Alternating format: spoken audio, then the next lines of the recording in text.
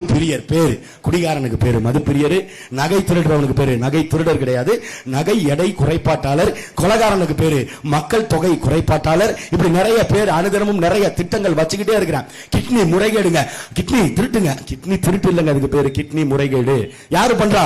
எங்க அண்ணன் மார்க்கண்டேயன் பண்ற மாதிரி அங்க திருச்சியில ஒருத்தர் இருக்காப்ல கதிரவன், திமுகவுடைய சட்டமன்ற உறுப்பினர். கிட்னி கிட்னி திருட்டு, கிட்னி முறைகேடு.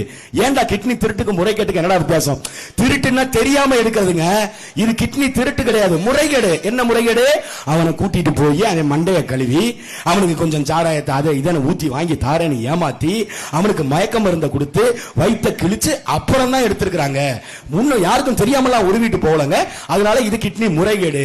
இப்படி இப்படி நாட்டு மக்களை குடிக்க வச்சு ஒரு பக்கம் கிட்னியை காலி பண்றான், இன்னொரு பக்கம் கிட்னியை திருடி எடுத்து வித்து அதுல காசு சம்பாதிக்கிறான். இங்க எல்லாத்திலையுமே லஞ்சம் ஊழல் நிறைந்த ஒரு நாடாக தமிழ்நாடு மாறிட்டு இருக்கு. பள்ளி கல்வித்துறையில காலை உணவு திட்டத்தில் மட்டும் 4000 கோடி ஊழல் நடந்ததாக குற்றச்சாட்டு. மத்திய அரசுடைய சிஏஜி அறிக்கை கொடுக்குது. 4000 கோடி காலை உணவு திட்டத்தில். மதிய உணவு திட்டம் இருக்கு, சைக்கிள் கொடுக்கிற திட்டம் இருக்கு, இன்னும் புக்கு கொடுக்கிற திட்டம் இருக்கு, பைய கொடுக்கிற திட்டம் இருக்குது, லேப்டாப் கொடுக்கிற திட்டம் இருக்குது. இந்த மாதிரி எத்தனை திட்டங்கள் பள்ளி கல்வித்துறையில் இருக்கு. பாட புத்தகம் அச்சடிக்கிற திட்டம், இப்படி எல்லா திட்டத்திலையும் சேர்த்தா 50,000 கோடியை தாண்டும் இவர்களுடைய ஊழல் பட்டியல். அப்ப இந்த ஊழல் மிக்கவர்களுக்கு நீங்கள் வாக்கு செலுத்தி அதிகாரத்திற்கு அனுப்ப போறீங்களா? நாங்க முன்வைக்கிறோம் தற்சார்பு பொருளாதார கொள்கை, நிலமும் வளமும் சார்ந்த தொழிற்சாலைகள். இப்ப வர்ற வழியில பார்த்த சூரியகாந்தியில இருந்து அதுல இருந்து எண்ணெய் எடுக்கிற தொழிற்சாலை, அதுல இருந்து உரம் தயாரிக்கிற தொழிற்சாலை, அதை வெளிநாடுகளுக்கு ஏற்றுமதி செய்வது. விளாத்தி குளத்துல இங்க சூரியகாந்தி தான் வரும். சூரியகாந்தி ஆலைகள் போற்றுவோம். அதுல இருந்து இதுல படித்தவர் படிக்காதவர் எல்லாருக்கும் வேலை. இவன் என்ன சொல்றான்? விவசாயம் அரசு பண்ணி ஆடு மாடு மேய்த்தல் அரசு பண்ணின்னு சொன்னா கிண்டல் பண்றான். விவசாயம் எப்படிங்க அரசு பண்ணியா இருக்க முடியும்? ஆடு மாடு மேய்த்தல் எப்படிங்க அரசு பண்ணியா இருக்க முடியும்? டாஸ்மார்க்ல என் குடலை கெடுக்கிறதுக்கு, என் கிட்னியை கெடுக்கிறதுக்கு, என் பொண்டாட்டியோட தாலியை அறுக்கிறதுக்கு நீ ஊத்தி கொடுக்கறல்ல, அந்த வேலை அரசாங்க வேலையா இருக்கலாமா? ஆனால் நீயும் உன் பிள்ளைகளும் உன் குடும்பமும் 3 வேளை நல்லா மூக்கு முட்டை திங்கிறதுக்கு உழைக்கின்ற விவசாயினுடைய தொழில் அவமானமான தொழில? விவசாயம் அவ்வளவு அவமானமான தொழில் நினைத்தால் யாரும் 3 வேளை சோறு திங்காத, யாரும் பால் குடிக்காத, யாரும் முட்டை சாப்பிடாதீங்க, யாருமே சாப்பிடாத. உனக்கு என்ன தேவை? போர்டு நிறுவனம் வேணும், ஹுண்டாய் நிறுவனம் வேணும், சாம்சங் நிறுவனம் வேணும், ஆப்பிள் நிறுவனம் வேணும். என்ன பண்ணுவான்? செல்போன் தயாரிப்பான், கார் தயாரிப்பான். போய் அதை தின்னு. செல்போன் செல்போனை தின்னு, காரை தின்னு, இல்ல கார் டயரை கழட்டி தின்னு, எதையோ தின்னு. ஆனா சோறு திங்க கூடாது. விவசாயம் அரசு பணின்னு சொல்லும் பொழுது இவர்களுக்கு ஏளனமா இருக்கு. ஆனால் நாங்கள் நாடு அரசாங்கமே விவசாயம் செய்யும். இவர்கள் இவங்க அரசாங்கம் என்ன தொழில் வச்சிருக்காங்க? அரசுக்கு வருவாய் தர துறைன்னு ஏதாவது ஒண்ணு இருக்கா? போக்குவரத்து துறை 1 லட்சம் கோடி நஷ்டம், மருத்துவம் நஷ்டம், மின்சாரத்துறை 1 லட்சம் கோடி நஷ்டம். இது எல்லாமே அரசுக்கு வருவாய் வரக்கூடிய துறைகள் எல்லாமே நஷ்டம். ஏன்? மின்சாரத்துல 100 யூனிட் இலவச மின்சாரம் கொடுத்துட்டோம், போக்குவரத்துல பெண்களுக்கு இலவசம் கொடுத்துட்டோம், அதனால நஷ்டம் ஏற்பட்டுச்சு. இவர்கள் கணக்கு காட்டுறான். அப்ப அரசுக்கு வருவாய் எங்க இருக்கு? எங்கேயும் இல்ல. உலக வங்கிட்ட மேற்கொண்டு கடனை வாங்கி வாங்கி ஒரு ஆண்டுக்கு 1.25 லட்சம் கோடி வட்டியா கட்டுது இந்த அரசாங்கம். தமிழ்நாடு அரசாங்கம் உலக வங்கிக்கு 1.25 லட்சம் கோடி வட்டியா கட்டான். அப்ப எப்படி இந்த நாட்டு மக்களுக்கு நலத்திட்டம் செய்வீங்க? எப்படி பள்ளிக்கூடத்தை சீரமைப்பீங்க? எப்படி மருத்துவமனையை தரம் உயர்த்துவீங்க? எப்படி மக்களுக்கு குடிநீரை கொடுப்பீங்க? சாலை மேம்பாடு எப்படி இருக்கும்? குடிநீர் பணி எப்படி நடக்கும்? இந்த மாதிரி அடுக்கடுக்கான 1000 கேள்விகள் இருக்கு. இந்த கேள்விகளுக்கெல்லாம் ஒரே பதில், விவசாய சின்னத்திற்கு வாக்களித்து எங்கள் வேட்பாளர் அண்ணன் பொறியாளர் பாலாஜி அவர்களை இந்த விளாத்திக்குளம் சட்டமன்ற தொகுதியில் உறுப்பினராக சட்டமன்றத்துக்குள்ள உள்ளே அனுப்புறது. அது ஒண்ணுதான் தீர்வு. அண்ணன் மார்க்கண்டேயன் பார்த்துக்குவாரு, இல்ல அங்க இருக்கிற அமைச்சர் பெருமக்கள் பார்த்துக்குவாங்க, அவங்க வந்தா நாடு நல்லா இருக்கும், ஸ்டாலின் தொடரட்டும், தமிழ்நாடு வெள்ளட்டம்னு நினைச்சீங்கன்னா இந்த நாடு நாசமா போறத யாராலையும் தடுக்க முடியாது.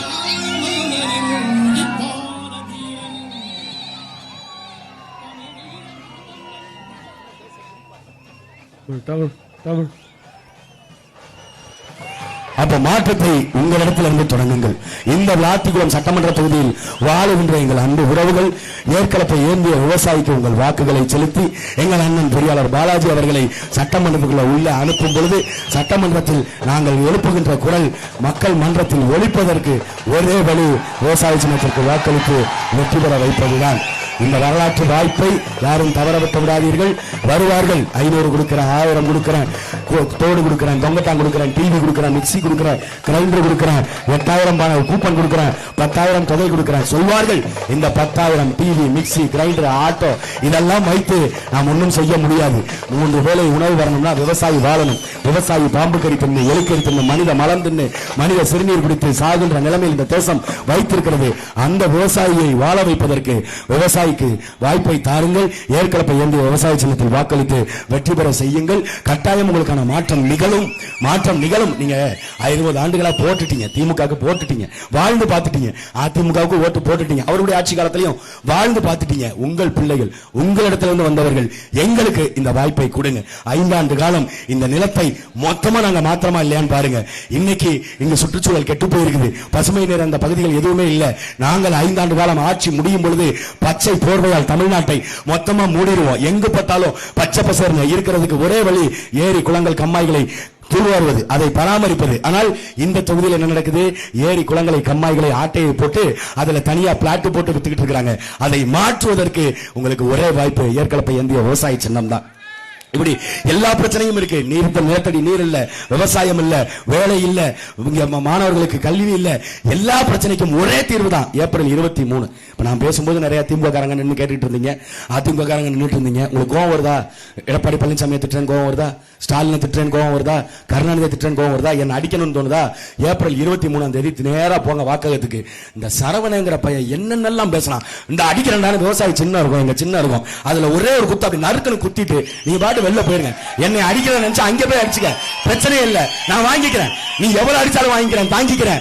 நீ எத்தனை அழுத்து வேணாலும் அழுத்து விவசாய சின்னத்துல, எங்களுக்கு அது பிரச்சனை இல்ல. ஆனால் அதிகாரத்தை இவர்கள்ட்ட கொடுத்துறாத, அதிகாரத்தை கொடுத்துறாத. ஏமாத்திடுவான். கிட்னி வரைக்கும் வந்துட்டான். நாளைக்கு மூளையும் சேர்த்து உருவிட்டு போயிருவான்.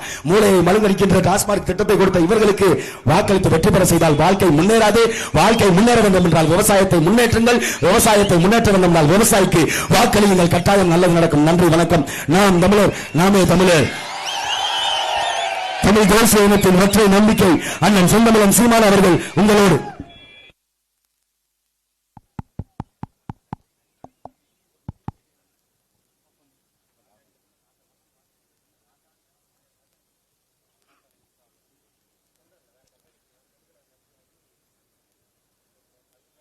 தமிழ்தாய் வாழ்க, தலைவர் பிரபாகரன் வாழ்க.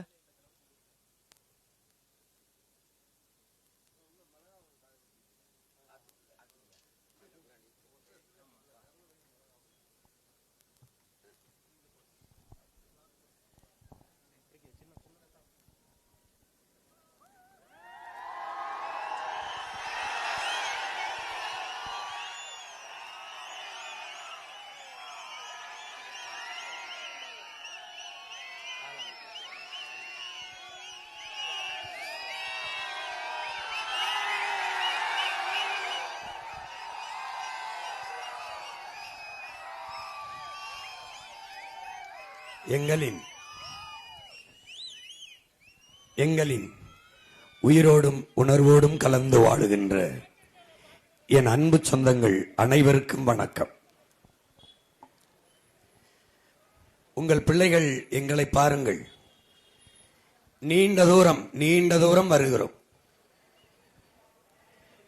என் அன்னை நிலமெங்கும் அலைந்து திரிகிறோம். அடிவயிற்றிலிருந்து எடுத்து எடுத்து பேசி தொண்டை வறண்டு திரிகிறோம். எதற்காக? நீண்ட காலமாக என் நிலத்தில் நிலவுகிற இந்த தீய அரசியலை மாற்றி ஒரு தூய அரசியலை மலரச் செய்து நல்ல ஆட்சியை அமைய செய்ய வேண்டும் என்பதற்காக அரும்பாடு ஆட்சி வருகிறோம். இது சாத்தியமா? சீமானும் அவன் தம்பி தங்கைகளும் இதை சாதித்து விடுவார்களா? இது நடக்குமா என்றெல்லாம் நீங்கள் எண்ணக்கூடும், பேசக்கூடும். பேசியதை நானே கேட்டிருக்கிறேன். அது பெரிய கட்சி திமுக, பெரிய கட்சி அதிமுக என்கிறீர்கள். இந்த நாட்டில் எந்த கட்சியோடும் கூட்டணி வைக்காமல் மக்களை மட்டும் நம்பி நிற்கிற எந்த கட்சியோ அந்த கட்சி தான் உண்மையிலே பெரிய கட்சி. 22 கட்சியை கூட்டு சேர்ந்து நிற்கிற கட்சி பெரிய கட்சி அல்ல. 10-15 கட்சிகளை கூட சேர்த்துக்கிட்டு வருவது பெரிய கட்சி அல்ல. எவன் வீரன்? எத்தனை ஆயிரம் பேர் வந்தாலும் எதிர்த்து நிற்பவன் வீரன். யாரையோ ஒருவனை எதிர்பார்த்து நிற்பவன் கோழை, அவன் வீரன் அல்ல. கூட்டத்தில் நிற்பவனுக்கு வீரமோ துணிவோ தேவையில்லை. தனித்து நிற்பவனுக்கு தான் வீரமும் துணிவும் தேவை. நேர்மையாளன் துணிந்து தனித்துத்தான் நிற்பான். நேர்மையற்றவன் தான் கூட்டத்தை சேர்த்து கொண்டு களத்துக்கு வருவான். 60 ஆண்டுகளாக ஆட்சி செய்த கட்சி, நாங்கள் பெரிய கட்சி என்று சொல்லுகிறவர்கள் எதற்காக இத்தனை கூட்டணி, இத்தனை கட்சிகள்? ஒரே ஒருத்தன், அவன் மட்டும்தான் கட்சி, அவனையும் கூட சேர்த்துக்கொண்டு அவனுக்கும் ஒரு சீட்டை கொடுத்துக்கொண்டு எதற்காக? நேர்மையான கட்சிகள், பெரிய கட்சிகள் எதற்காக ஓட்டுக்கு காசு கொடுக்க வேண்டும்? தன் ஆட்சியின் சாதனையை சொல்லி வாக்கு கேட்க முடியாதவர்கள் ஏன் 2000 தருகிறேன், 3000 தருகிறேன், 4000 தருகிறேன், 8000க்கு டோக்கன் தருகிறேன், அதிமுக வந்தா 10,000 தருகிறேன், ஃப்ரிட்ஜ் தருகிறேன், 2500 தருகிறேன், தாலிக்கு தங்கம் தருகிறேன், சிலிண்டர் இலவசம் தருகிறேன், இதெல்லாம் ஏன் சொல்ல வேண்டும்? ஒரு தலைவன் இதெல்லாம் தரமாட்டேன், இதையெல்லாம் சிலிண்டரையோ ஃப்ரிட்ஜையோ சேலையோ வேட்டியோ அரிசியோ பருப்போ 1000 2000 நீங்களே வாங்கிக் கொள்கிற அளவுக்கு, சம்பாதிக்கிற அளவுக்கு வேலை தருகிறேன், சம்பளம் தருகிறேன் என்று எவன் சொல்லுகிறானோ அவன்தான் தலைவன்.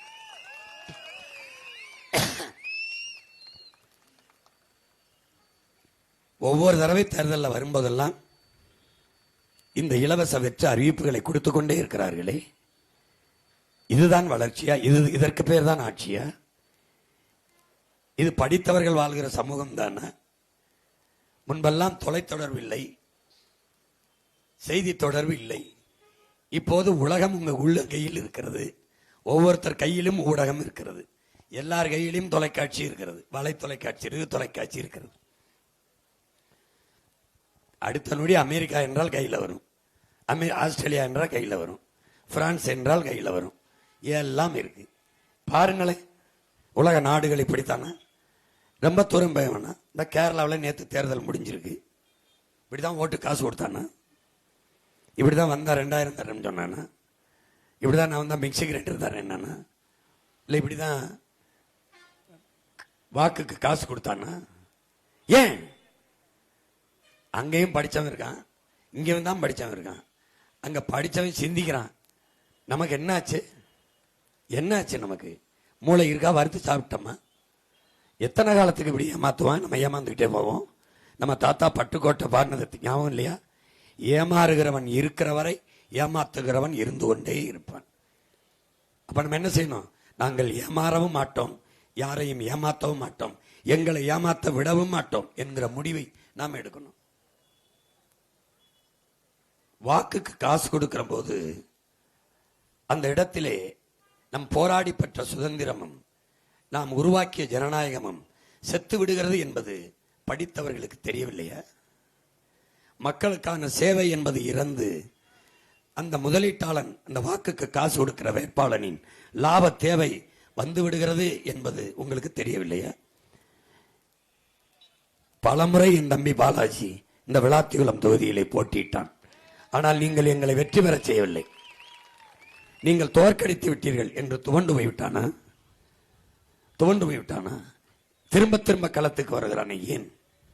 ஏன்? ஏன்? நம்பிக்கை. என்னை பெற்றவர்கள், என் உடன் பிறந்தவர்கள் எங்களை கைவிட மாட்டார்கள் என்று. இறைமகன் இயேசு சிலுவையில் இறந்தவர்களை பார்த்து தன் தந்தையிடம் வேண்டுகிறார், தந்தையே இவர்களை மன்னியுங்கள், ஏன் என்ன செய்கிறோம் என்பது தெரியாமல் செய்து கொண்டிருக்கிறார்கள் என்று. அப்படித்தான் நாங்கள் எங்கள் மக்களை பார்க்கிறோம். பாவம், தவறு செய்கிறது, தவறு நடக்கிறது, ஆட்சியாளன் தவறு செய்கிறான் என்று நினைக்கிறீர்கள். அந்த ஆட்சியாளனை தேர்வு செய்த நாம் செய்ததான் மிகப்பெரிய தவறு. ஆபிரகாம் லிங்கன் சொல்லுகிறான், ஒரு நாட்டை ஆள்பவன் நல்ல ஆட்சியை கொடுக்கவில்லை, தப்பான ஆட்சியை செய்கிறான் என்றால் ஆட்சியாளன் மட்டும் பொறுப்பல்ல, அவனை தேர்வு செய்த மக்களும் பொறுப்பேற்க வேண்டும் என்று. சாராயம் குடிச்சு சாவது, கள்ளச்சாராயம் குடிச்சு செத்தவனுக்கு 10 லட்சம் ஒன்று அரசு. நீ ஓட்டு போட்டு தேர்வு செஞ்ச அரசு கொடுத்ததே, அதை நீ ஏற்கிறிய? சட்டப்படி கள்ளச்சாராயம் காய்ச்சுவது குற்றம் என்குது, குடிப்பதும் குற்றம் என்குது. சட்டப்படி 10 லட்சம் ரூபாய் கொடுத்து ஊக்கப்படுத்துதே, அதை நீ ஏற்கிறியா? அதை ஏற்கிறாய். ஒரு நடிகனை பார்க்க போய் நடிக்கிறவனை பார்க்க போய் கூட்ட நெரிசலில் செத்தவனுக்கு 10 லட்சமும் அரசு கொடுக்குது. அதை ரசிக்கிறாய், ஏற்கிறாய். நாட்டை காப்பாற்ற எல்லையில் நின்று போராடி செத்து வந்தானே ராணுவ வீரன், அவனுக்கு 1 ரூபாய் கூட கொடுக்கவில்லையே, அதையும் நீ ஏற்கிறாய், அதையும் பார்க்கிறாய், ரசிக்கிறாய். என்ன உன் கணக்கு என்னாச்சு? படிப்பகத்தில் பாரு எத்தனை பேர் கூடியிருக்கிறான்னு, டாஸ்மாக் கடையில் பாரு எத்தனை பேர் கூடியிருக்காங்க, நூலகத்தில் பார், திரையரங்கில் பார். இந்த சமூகத்தை எதை நோக்கி கொண்டு போயிட்டு இருக்கான்னு தெரிய வேணாமா உனக்கு? சரி, இலவசம் கொடுக்குறான், 10,000 கொடுக்குறான், 20,000 கொடுக்குறான், 12,000 கொடுக்குறான், மிக்சி கொடுக்குறான், கிரைண்டர் கொடுக்குறான். அதில் இழக்கிறானே பணத்தை, அது எங்கிருந்து எடுக்கிறான்? நம்மிடம் இருந்து வரியை எடுத்து நமக்கே கொடுப்பது இலவசமாக எப்படி ஆகும்? ஏன் அந்த கேள்வி நமக்குள்ள எழல? ஏன் எழல? சரி, எனக்கு என்ன இல்லை, நான் ஏன் கையேந்தணும்? நிலம் இல்லையா? வளம் இல்லையா? காடு இல்லையா? இல்லை மழை இல்லையா? மழை இல்லையா? இல்லை கடல் இல்லையா? இல்லை வயல் இல்லையா? கரும்பு இல்லையா? தென்னை இல்லையா? பனை இல்லையா? ஆடு இல்லையா? மாடு இல்லையா? எல்லாம் இருக்கே. அப்புறம் ஏன் நான் அரிசி பருப்புக்கு கையேந்தணும்? வேட்டி சேலைக்கு ஏன் கையேந்தணும்? ஏன் இந்த நிலைமை ஏன் எனக்கு வருது? ஒரு வளமும் இல்லையே சிங்கப்பூர். அங்க மக்களுக்கு பிச்சை கொடுக்கறது இல்லையே, இலவசம் கொடுக்கறது இல்லையே. அவன் நல்ல கல்வியை கொடுக்குறான், வேலை கொடுக்குறான், மருத்துவம் கொடுக்குறான். ஏன்? தலைவன் இருந்து ஆட்சி செய்யறான். நீ எல்லாம் இருந்து நம்ம நாடு வறுமை ஏழ்மையில சிக்கி தவிக்க காரணம் இந்த ஊழல் லஞ்சமே நிர்வாகமாகி போனதுதான் என்பது உங்களுக்கு தெரியாதா? உங்கள் அறிவு எதை நோக்கி பயணிக்குது? எதை சிந்திக்குது? திமுகவை விட்டால் வழி இல்லை அதிமுகவை விட்டால் வழி இல்லை திமுக. இதை சொல்வதற்காக ஒரு தன்மான கூட்டம். நீங்க ரெண்டையும் விட்டா நீயே வழியாக மாறிவிடுவாய். உங்கள் பிள்ளைகளை பாருங்கள். எங்கள் தலைவன் சொன்னான், பாதையை தேடாதே, உருவாக்கு என்று. நாங்களே நடந்து ஒரு புதிய பாதையை உருவாக்கி வரவில்லையா? முடியாது என்கிறீர்கள். ஓட்டுக்கு 1 ரூபாய் காசு கொடுக்கவில்லை, சாதி சொல்லவில்லை, மதம் சொல்லவில்லை, சாராயம் தரவில்லை, பணம் தரவில்லை. 36 லட்சம் எங்களை வாக்கு செலுத்தி 3வது ஒரு கட்சியாக அங்கீகரிக்கப்பட்ட உங்களுக்கு தெரியுமா என் பெற்றோர்களே? உங்களுக்கு தெரியுமா என் உடன் பிறந்தவர்களே? 3வது 2வது 4வது பெட்டியில் இருந்த எங்கள் சின்னம் இதுவரை இந்த தேர்தலிலே முதல் பெட்டியில் 50 தொகுதிகளில் முதல் இடத்திலே 1வது இடத்திலே என் சின்னம் வந்திருக்கிறது. முதல் பெட்டியில் 1, 2, 3 சின்னத்துக்குள்ள எங்களுடைய விவசாய சின்னம் வந்திருக்கிறது என்றால் நாங்கள் இல்லை, நீங்கள் எங்களுக்கு செலுத்திய நம்பிக்கையோடு செலுத்திய வாக்கு. ஒண்ணுமே இல்லாத பிள்ளைகள். இது பேரறிஞர் அண்ணா தொடங்கிய கட்சி, இது ஐயா எம்ஜிஆர் தொடங்கிய கட்சி, பல வருஷம் ஆட்சியில் இருந்த கட்சி, பல காலத்தில் பல ஆயிரக்கணக்கான கோடிகளை சம்பாரிச்சு வச்சிருக்க கட்சி, ஓட்டுக்கு காசு கொடுக்கிற கட்சி, இலவசங்களை அறிவிக்கிற கட்சி, எதுவுமே இல்லாத கட்சி உன் பிள்ளை கட்சி. எனக்கு ஓட்டு போட்டு 3வது பெரிய கட்சியா ஆக்கியவர்கள் என் மக்கள், நீங்கள் தான். முடியாதென்றால் எப்படி?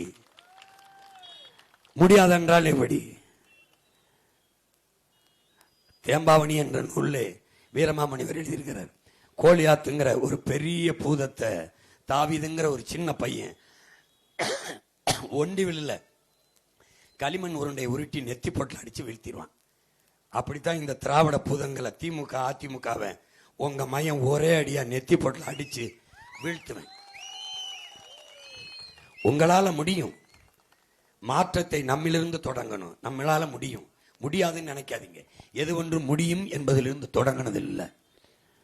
முடியாது என்று சொல்லி அதிலிருந்து தொடங்கினது இல்லை. முடியும் என்று நினைச்சுதான். சாத்தியமா என்ற கேள்வியிலிருந்து எதுவும் பிறக்கல. தேவையிலிருந்து தான் பிறக்குது. தேவை. வெறுங்காலோடு நான் நடந்தேன், கல்லு முள்ளும் குத்திச்சு, நிலம் சுட்டுச்சு, கால் சுட்டுச்சு, செருப்பு தேவைப்பட்டுச்சு, கண்டுபிடிச்சிட்டோம். நான் பேசுறது உங்க எல்லாருக்கும் கேட்கணும்னு நினைச்சேன், இந்த ஒளி வாங்கியை கண்டுபிடிச்சிட்டேன். அது எல்லாருக்கும் கேட்கணும்னு நினைச்சேன், ஒளி பெருக்கியை கண்டுபிடிச்சிட்டேன். நான் பேசுறத பதிவு செஞ்சு வெளியிடணும்னு நினைச்சேன், அந்த கருவி, ஒளிப்பதிவு கருவி, கேமராவை கண்டுபிடிச்சிட்டேன். தொலை தூரத்திலிருந்து உங்களோடு பேசணும்னு எனக்கு தேவைப்பட்டுச்சு. தேவை. இதுக்கு சாத்தியமா என்று கேட்க முடியாது. தேவைப்பட்டுச்சு, கண்டுபிடிச்சிட்டேன். செல்போனை கடல்ல மிதந்து போகணும்னு நினைச்சேன், படகை கண்டுபிடிச்சிட்டேன். தொலை தூரத்துக்கு பயணிக்கணும்னு நினைச்சேன், கப்பலை கண்டுபிடிச்சிட்டேன். விண்வெளியில பறக்கணும்னு நினைச்சேன். சாத்தியமா? ஆகாயத்துல பறக்க முடியுமாப்பா அப்படி நினைச்சு பிறக்கல. தேவைப்பட்டுச்சு, விமானத்தை கண்டுபிடிச்சேன், விண்ணூர்திய பிளைட்டை கண்டுபிடிச்சேன். அப்படித்தான் இந்த ஆட்சி முறையிலிருந்து மாறணும் என்று தேவை இருக்கு. தேவைன்னா நாம் தமிழர் கட்சி வெல்லும், சாத்தியப்படுத்தும்.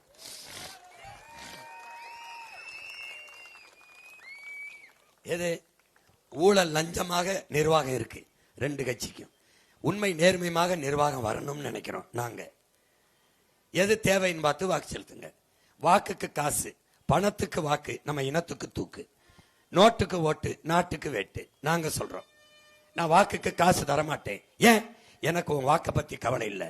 பிறகு எதுக்கு வந்தான் சீமானவன் தம்பியும்? உங்க வாழ்க்கை பத்தி கவலைப்பட்டதுனால நாங்க வந்து நிக்கிறோம். நாங்க உங்க ஓட்டை பத்தி கவலைப்பட்டு வரல, இந்த நாட்டை பத்தி கவலைப்பட்டு வந்திருக்கோம். உங்க ஓட்டை எப்படியாவது பறிக்கணும், உங்களுக்கு ஆசையை காட்டி உங்க வாக்கை நான் பறிக்கணும்னு நினைச்சா நானும் உங்களுக்கு இலவசமா அறிவிக்க முடியாதா? தாலிக்கு தங்கந்தாரன் சொன்னது போல, குடும்ப தலைவிக்கு 2000 சொன்னது போல, 8000 ரூபாய்க்கு டோக்கன் சொன்னது போல, ஃப்ரிட்ஜ் தரேன்னு சொன்னது போல என்னால சொல்ல முடியாதா? உங்களை ஏமாற்ற முடியாதா? ஏனென்றால் நான் ஏமாத்தணும்னு வந்தவன் இல்லை, இந்த நிலையிலிருந்து எல்லாத்தையும் மாத்தணும்னு வந்தவன். ஏமாத்துறதுன்னா விளாத்திகுளத்தில் வாழ்ற எல்லாருக்கும் ஒவ்வொரு வீட்டுக்கும் ஒவ்வொரு ஹெலிகாப்டர் தாரேன், ஒவ்வொரு ஹெலிகாப்டர். நீங்க ஹெலிகாப்டர் நிறுத்துறதுக்கு மொட்டை மாடியிலே ஒரு இடம் போட்டு தர்றேன். அப்புறம் குடும்ப தலைவிகளுக்கு 1000 தரல, ஒவ்வொரு கிலோ தங்கம், ஒவ்வொரு வீட்டுக்கும் ஒவ்வொரு கிலோ தங்கம். புதுசா கல்யாணம் ஆனால் எந்த ஊருக்கு, நீங்க எந்த நாட்டுக்கு ஹனிமூன் தேனிலவு போக நினைக்கிறீங்களோ உங்களை தனியா அனுப்பி வைக்கிறேன். சிங்கப்பூர் போறீங்களா, மலேசியா போறீங்களா, பிரான்ஸ் போறீங்களா, இங்கிலாந்து போறீங்களா, எங்க வேணாலும். கேட்க எவ்வளவு கேவலமா இருக்கு, எவ்வளவு கேவலமா இருக்கு. நம்ப முடியாது இல்ல? அப்புறம் எப்படி அவங்க சொல்றதெல்லாம் நம்புறீங்க? எப்படி நம்புறீங்க? நான் எதையும் தரமாட்டேன், எதையும் தரமாட்டேன். உனக்கு எதை தருவேன்? ஆக சிறந்த கல்வியை தருவேன். உலகத்துல எவனெல்லாம் எப்படி அவன் நாட்டு பிள்ளைகளை படிக்க வைக்கிறான், அந்த மாதிரி சிறந்த கல்வியை உனக்கு இல்லை, நீ படிச்சுட்ட, இவனுக்கு கொடுப்பேன். தோல் மேல என்ன நினைக்கிறான்ல அவனுக்கு கொடுப்பேன், என் பிள்ளைக்கு கொடுப்பேன். அவனை படிக்க வச்சு எடுத்துட்டு வந்து அதுக்கேற்ப வேலையை கொடுப்பேன், அதுக்கு ஒரு சம்பளத்தை கொடுப்பேன். அதை வச்சு வாழ்ற பெருமை மிக்க வாழ்வை கொடுப்பேன். உன்னை பிச்சை எடுக்க விட மாட்டேன். வேற என்ன கொடுப்ப? மருத்துவம் கொடுப்பேன். விளாத்திகுளத்தில் ஏழை எளிய மக்கள், வயசான தாத்தா பாட்டி, அப்பா அத்தான், கடைகோடி கிராமத்தில் இருக்கிற சாதாரண மகனுக்கும் முதலமைச்சருக்கு என்ன மருத்துவம் கிடைக்குமோ, பிரதம அமைச்சருக்கு, குடியரசுத் தலைவருக்கு என்ன கிடைக்குமோ, அதை இந்த விளாத்திகுளத்தில், அந்த கோயில்பட்டியில, அந்த திருநெல்வேலியில, அந்த தூத்துக்குடியில, அந்த திருவைகுன்றத்தில் எங்க இருக்கிற என் சொந்தங்களுக்கு கிடைக்கிற வாய்ப்பை நான் கட்டணம் இல்லாம தருவேன். ஐயா கருணாநிதி அவர்களுக்கு முடியலைன்னா காவிரியில போய் படுத்து மருத்துவம் செய்து கொள்கிறார்கள். அம்மையார் ஜெயலலிதாவுக்கு முடியவில்லை என்றால் அப்பல்லோ மருத்துவமனைக்கு செல்கிறார்கள். ஆனால் இனி என் ஆத்தாளப்பனுக்கு முடியவில்லை என்றாலும் அரசு மருத்துவமனை தான். அரசு அதிகாரிகள், அமைச்சர்களுக்கு முடியவில்லை என்றாலும் அரசு மருத்துவமனைக்கு வர வைக்கிற நிலைமையை நான் உருவாக்குவேன். இது 2 கட்டணம் இல்லாம தர்றேன். 3வது தண்ணி தர்றேன், குடிக்க தூய தண்ணி தரேன். தண்ணியை விலை கொடுத்து வாங்குற நிலையை நான் உன்னை வைக்கல. தண்ணி மனிதனுக்கு மட்டுமல்ல, உலக உயிர்களின் உயிர் தேவை. உயிர்ப்பால் அதை விற்க நான் அனுமதிக்க மாட்டேன். நானே தூய குடிநீரை உனக்கு 1 ரூபா கட்டணம் இல்லாம கொண்டு வந்து கொடுத்துருவேன். இது 3ஐத்தான் நான் காசு இல்லாம தருவேன். மீதி எல்லாம் காசு கொடுத்து தான் வாங்கிட்டு தான் தருவேன். ஆனா தரமா தருவேன், தடை இல்லாம தருவேன். எதாவது தருவேன்? மின்சாரத்தை. எதாவது தருவேன்? எரிக்கிற எரிகாற்று சிலிண்டரை. எதாவது தருவேன்? நல்ல பாதை. போக ஓசி பஸ் தர மாட்டேன், ஏசி பஸ் தாரேன். காசு கொடுத்து போ, உரிய கட்டணத்தை செலுத்தி போ. நீ போராடி பெறாத, உழைத்து பெறாத எந்த பொருளுக்கும் மதிப்பு இருக்காது. நான் உனக்கு இலவசமா மின்சாரம் தந்தால் நீ வீட்டை விட்டு வெளியில போகும்போது விளக்கை அணைத்து விட்டு செல்வாயா? என்னுடன் பிறந்தவனே, என்னை பெற்ற பெற்றவர்களே, எரிகாற்று சிலிண்டர் ஓசியாக தருகிறேன் இலவசமாக. அடுப்பை அணைத்து விட்டு செல்வீர்களா? வீட்டை விட்டு செல்லும் போது பொருளின் மதிப்பு உங்களுக்கு தெரிய வேண்டும். ஆனால் மதிப்பு மிகுந்த 3 பொருளை நான் கட்டணமில்லாமல் தருகிறேன். அது அரசின் கடமை. எது? கல்வி, மருத்துவம், குடிநீர். இது 3ஐயும் தருவேன். மற்ற எல்லாம் தரமாக தருவேன், தட்டுப்பாடின்றி தருவேன், உரிய கட்டணத்துக்கு தருவேன். இந்த மகனின் ஆட்சி மலர வேண்டும் என்றால் விவசாய சின்னத்திற்கு போடு. அந்த கேடுகட்ட ஆட்சியை தொடர வேண்டும் என்றால் என்னை விடு, அவர்களுக்கே போடு. அவர்களுக்கே போடு. இதுக்கு முன்னாடி இருந்த திமுக சட்டமன்ற உறுப்பினர் என் அருமை சகோதரன் மார்க்கண்டேயன் செய்தது என்ன? அந்த மண் கடத்தல்,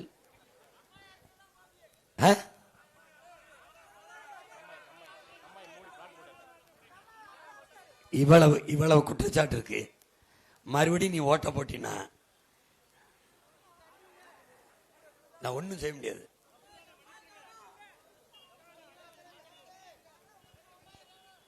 அதனால கிராமங்களை காண இன்னொரு தடவை தேர்வு செஞ்சுன்னா விளாத்து குளத்தை காணாமன்னு சொல்லுவாங்க நினைக்கிறேன். என்ன தம்பி? அதாவது தெரியாம ஒரு தவறு செய்ய வேண்டியது, ஏமாற வேண்டியதான், நம்ப வேண்டியதான். இவரை நம்பலாமா நம்பக்கூடாதா, எப்படி தெரிஞ்சுக்கிறது அப்படின்னு கேட்கும்போது நம்பித்தான் தெரிஞ்சுக்கணுங்கிறான். இப்ப நம்பி பார்த்தோம் சரியில்லை, இப்ப மாத்தணும். இப்ப எங்களுக்கு ஏன் இந்த வெயில்ல உங்களை நிக்க வச்சு பேசணும்னு தேவை வருது? எனக்கு ஏன் வருது? உங்களுக்கே தெரியும், நீங்க பாக்குறீங்க. இந்த கூட்டணி வச்சிருக்கல திமுக அதிமுக இந்த கட்சிகளை எல்லாம் எடுத்துப்பார். ரொம்ப கொஞ்சம் வாக்குதான், 0.5 0.21 1 விழுக்காடு, அதிகபட்சமான 2 விழுக்காடு வாக்கு வச்சிருக்கிற கட்சிகள் தான் இவ்வளவு சீட்டுகளையும் நோட்டுகளையும் பேரம் பேசி கூட்டணி வச்சு பதவிக்கு போகுது. நீங்க எனக்கு கொடுத்த வாக்கு எவ்வளவு? 36 லட்சம். எவ்வளவு விழுக்காடு? 8.5 விழுக்காடு. எனக்கு எவ்வளவு பேரம் பேசியிருப்பாங்க? பேசியிருப்பாங்களா பேசியிருக்க மாட்டாங்களா சொல்லு? பேசியிருப்பாங்க. அப்ப ஏன் நான் போகல? எனக்கு பணத்தை விட பதவியை விட நீதான் முக்கியம், என் மக்கள் தான் முக்கியம். எங்கள் நலத்தை விட எங்கள் இனத்தின் நலன்தான் முக்கியம். நான் வாழ்வதை விட, நாங்கள் வாழ்வதை விட நாம் எல்லோரும் வாழ வேண்டும், அதுதான் முக்கியம்.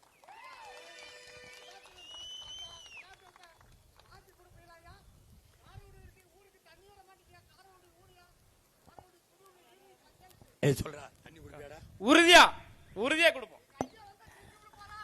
நான் இங்க பாருங்க, உன் மகன் சொல்ற வார்த்தையை நீ நம்பு. எப்படி நம்பணும்னு கேட்டீங்கன்னா, நான் எப்படி உறுதி தரேன் பாரு. எனக்கு உயிர்ப்பால் ஊட்டிய என் தாய், எனக்கு அறிவிப்பால் ஊட்டிய என் தமிழ், எனக்கு உயிருக்கு மேலாக நான் நேசிக்கின்ற என் உயிர் தலைவன், என் இறைவன் திருமுருகப் பெருமான், என் தாய் என் குலதெய்வம், என் பரம்பரை மாதா வீரமாகாளி மேல ஆணையிட்டு சொல்றேன், உன் மொத்த பிரச்சனையும் தீர்த்து வைப்பேன். உலகத்தின் தலை சிறந்த நாடாக மாத்துவேன். படிக்க கல்வி இல்ல, பார்க்க மருத்துவம் இல்ல, குடிக்க தண்ணி இல்ல, பயணிக்க பாதை இல்ல, எரிக்க மின்சாரம் இல்ல, எந்த துயரம் இல்லாமல் பூமியின் தலை சிறந்த நாடாக என் தாய் நாட்டை நான் மாற்றி படைப்பேன். இந்த மண்ணை மக்களை பேரன்பு கொண்டு காதலிக்கிறனாலதான் ஒற்றை மகனாக 15 ஆண்டுகளாக கத்தி கத்தி கத்தி இத்தனை லட்சம் பேரை திரட்டி நிக்கிறேன். அன்றைக்கு நான் வரும்போது சீமான் எல்லாம் ஒரு ஆளான்னா, இன்னைக்கு சீமான் தான் ஒரு ஆளா அவனுக்கு தெரியுறேன். என்னை எதிர்க்கத்தான் இவ்வளவு வேலையும் செஞ்சுக்கிட்டு இருக்கான். ஒவ்வொரு தேர்தலுக்கும் ஒருத்தனை இறக்கி விடுவான். ஒரு தேர்தல் வரும்போது ஒருத்தர் வருவாப்ல, ஒருத்தர் வரும்போது ஆமா அதுதான் தராரு. நானும் ஒவ்வொருத்தனா ஏறி மிதிச்சு தாண்டி தாண்டி போய்கிட்டே தான் இருக்கும். இந்த வாட்டி வறுத்து திங்கணும்டா. இதே நீங்க கவலையே விடாதீங்க. உங்கள் குறைகளை கேட்க வந்த பிள்ளைகள் அல்ல நாங்கள், உங்கள் குறைகளை தீர்க்க வந்தவர்கள் என்பதை நீங்கள் நினைவில் வைத்துக் கொள்ள வேண்டும். நினைக்க பிறந்தவர்கள் அல்ல உங்கள் பிள்ளைகள், நிரூபிக்க பிறந்தவர்கள். உலகெங்கும் எப்படிப்பட்ட மாறுதல்கள் புரட்சிகள் நடந்தது, எல்லாவற்றையும் வாசித்து நேசித்த பிள்ளைகள். அடிமைப்பட்டு கிடந்த இனங்கள், உரிமை இழந்து இருந்த நிலங்கள், தாழ்த்தி வீழ்த்தப்பட்ட தேசிய இனங்கள், அவையெல்லாம் எப்படி போராடி விருதை பெற்றது, உரிமை பெற்றது என்பதை படித்த பிள்ளைகள், கற்றறிந்த பிள்ளைகள். அதை போலவே உரிமை இழந்து அடிமைப்பட்ட அன்னை நிலத்திலே தாழ்ந்து விழுந்து கிடக்கிற என் இன சொந்தங்கள். எல்லா வளமும் இருந்தும் அரிசி பருப்புக்கு கையேந்திர அவல நிலை. வேட்டி சேலைக்கு மானத்தை மறைச்சு கட்டக்கூட வேட்டி சேலை மாத்து துணி இல்லாத மண்டாடுகிற நிலை. எல்லாவற்றையும் உங்க கூடவே இருந்து வளர்ந்து நீங்கள் சிந்திய வேர்வையை முகர்ந்து, நீங்கள் நடந்து போகிற போது உங்க காலடியில் பட்டு கிளம்பிய புழுதி தூசியை முகர்ந்த மகன், நீங்கள் கை நீட்டி கலங்கும் போதெல்லாம் கண்ணீரை துடைக்க விரல் நீட்டிய மகன், கவலைப்படும் போது தோல் உடுத்து சாய்ந்தழுக மார்பை தந்த மகன் இந்த களத்திலே நிற்கிறேன். எனக்கென்று ஒரே ஒரு தன்னலம்தான், எனக்கென்று ஒரே ஒரு சுயநலம்தான். அது என் நிலத்தின் நலன்தான், உங்களின் நலன்தான். ஏன் என்னை உருவாக்கிய தலைவன் எனக்கு கற்பித்தான், நாம் வீழ்ந்தாலும் நம் இனம் வாழ வேண்டும், நாம் செத்தாலும் நம் இனம் வாழ வேண்டும் என்கிறார். அதனால்தான் அந்த நோக்கத்தில் தான் உங்கள் பிள்ளைகள் தனித்து நின்று கணம் காண்கிறோம். தனித்து நின்றோம் 2016 4.5 லட்சம் ஓட்டுத்தான். இந்த கூடி இருக்கிறவர்களை, கற்றறிந்த பெருமக்களை, கற்றுக்கொண்டிருக்க பிள்ளைகளை, 4.5 லட்சம் வாக்கு வாங்கின கட்சி ஏதாவது உயிரோட இருந்திருக்குமா? களைஞ்சு ஓடி இருக்கும். அப்படியே அதே உறுதியோடு 2019 போட்டியிட்டோம். 18 லட்சம் வாக்குகள். 4.5 லட்சம் எங்கே, 18 லட்சம் எங்கே? தந்தது யார்? என் சொந்தங்கள் தான். பிறகு 21 போட்டியிட்டோம். 30 லட்சம் வாக்கை கொடுத்து 3வது பெரிய கட்சியாக உயர்த்தினார்கள். பிறகு 24 போட்டியிட்டோம். பிரதம வேட்பாளர் நான் இல்லை, அது மோடியா ஐயா ராகுலான் இருந்தது.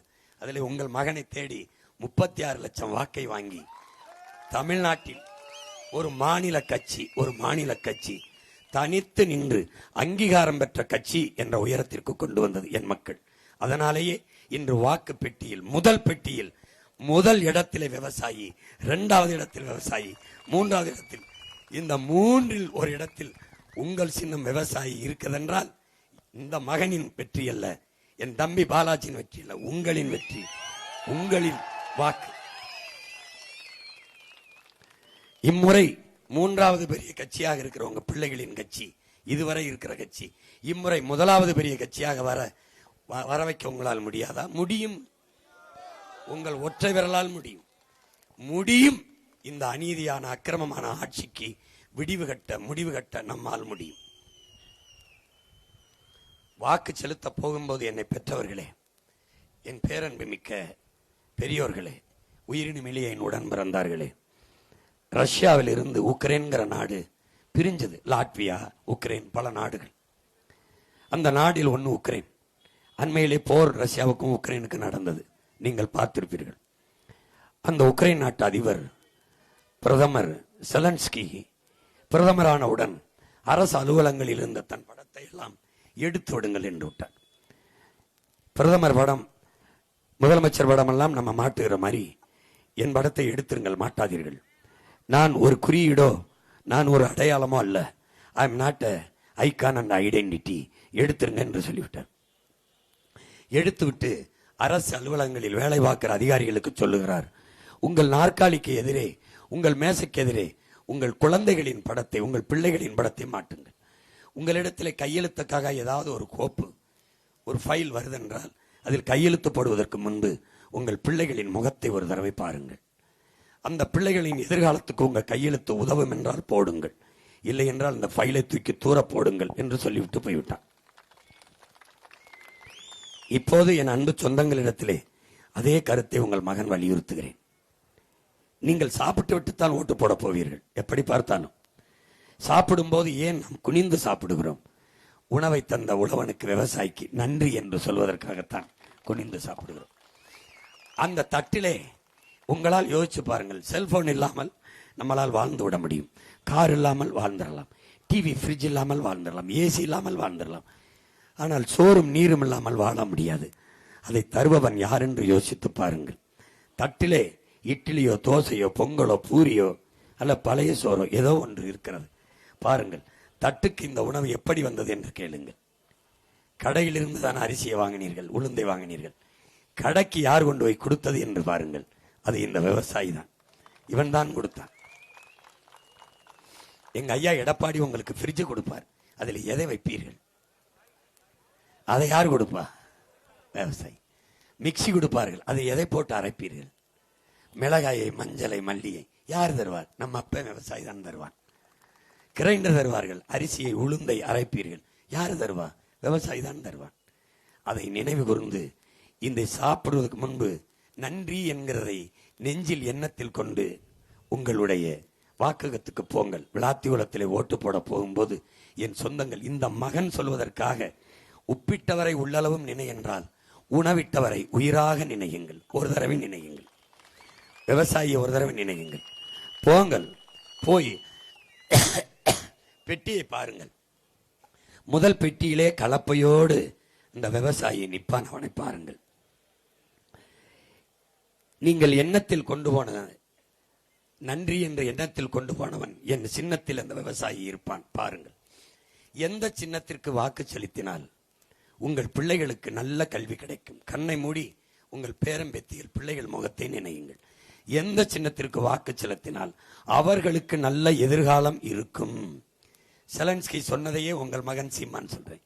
எந்த சின்னத்திற்கு வாக்கு செலுத்தினால் உங்கள் பிள்ளைகளுக்கு நல்ல கல்வி, நல்ல மருத்துவம், வேலை, குடிக்க நீர், படித்ததற்கேற்ப வேலை கிடைக்கும்.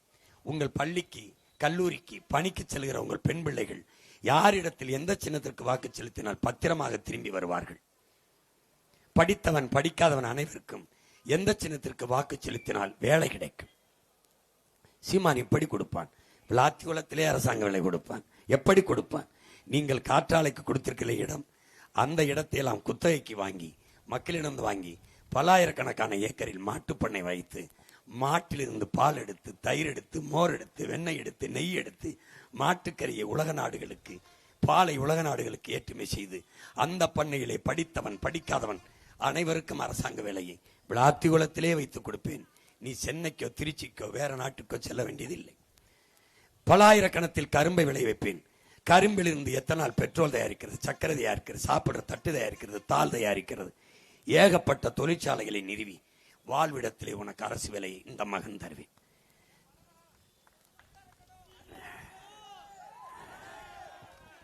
நானே இறக்குவேன்.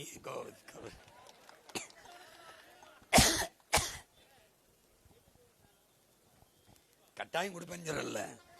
வீட்டுக்கு ஒருத்தருக்கு இல்ல, விரும்புகிற எல்லோருக்கும், விரும்புகிற எல்லோருக்கும்.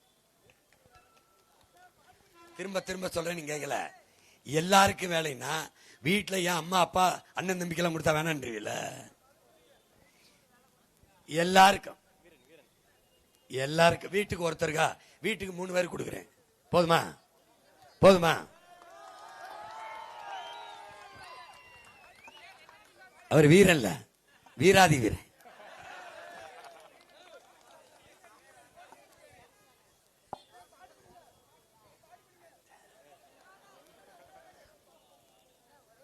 பேசுறதுக்கே கஷ்டப்படுறா. அப்படியா அப்படியா அப்படியா அப்படியா?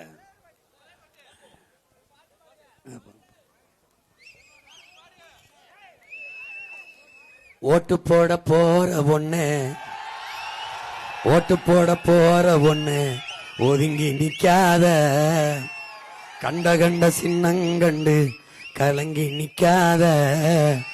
உழைக்கும் மக்கள் சின்னம், உழைக்கும் மக்கள் சின்னம், அது விவசாயி சின்னம். உழைக்கும் மக்கள் சின்னம், அது விவசாயி சின்னம். நாள்தோறும் பாடுபட்டோம், ஆனாலும் துன்பப்பட்டோம். யாரார்க்க ஓட்ட போட்டு ஓட்டாண்டி ஆகி புட்டோம். இந்த நிலம் மாற நான் வேற என்ன கூறைய, இந்த நிலம் மாற நான் வேற என்ன கூற. ஓட்டு போட போற ஒண்ணு ஒதுங்கி நிக்காத. மொத்த கட்சி கூட்டணிய எங்க ஒத்த கட்சி மோதி வெல்லும். எங்க மொத்த கட்சி கூட்டணிய ஒத்த கட்சி மோதி வெல்லும். மொத்தத்தில வீர வேணும் சுடலமாடா.